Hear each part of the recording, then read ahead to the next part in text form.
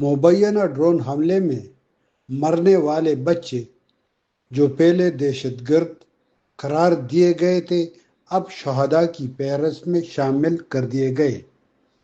ناظرین، پچھلے 19 مئی سوموار کی صبح شمالی وزیرستان کے تحصیل میرلی کے نواحی گاؤں ہورمز میں مبینہ ڈرون حملے کے نتیجے میں مرنے والے 3 بچے اور ایک خاتون جبکہ خواتین سمیت دیگر 5 زخمیوں کو باقاعدہ طور پر شہداء قرار دیا گیا ہے۔ 19 مئی کی صبح ہونے والے ڈرون حملے کے بعد سرکاری طور پر جاری کردہ بیانات میں مرنے والے 3 کمسن بچوں، ایک خاتون اور 5 زخمیوں کو دہشت گرد قرار دیا گیا تھا، مگر شمالی وزیرستان کے داوڑ اور عثمان وزیر قبائل نے رد عمل میں لاشوں سمیت احتجاج شروع کر دیا، جو سوموار کی رات تک جاری رہا۔ سوموار کو اعلیٰ سول انتظامیہ اور سیکورٹی عہدیداروں نے طویل مذاکرات کے بعد حکومت کی جانب سے اس ڈرون حملے پر باقاعدہ طور پر معذرت کی اور تمام مرنے والوں کو شہداء قرار دیا گیا۔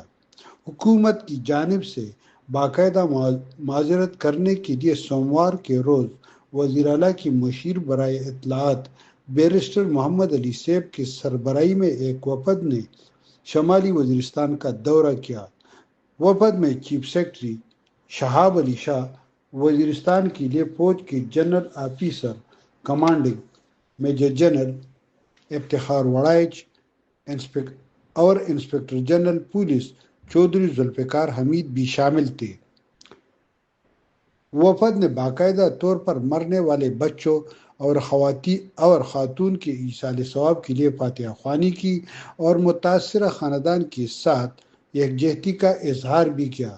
اس موقع پر خیبر پختونخوا حکومت کی جانب سے مرنے والے بچوں اور خاتون کے لواحقین کے لیے فی کس 40 لاکھ روپے معاوضے اور زخمیوں کے لیے فی کس 10 لاکھ روپے مالی تعاون کے چیک بھی دیے گئے۔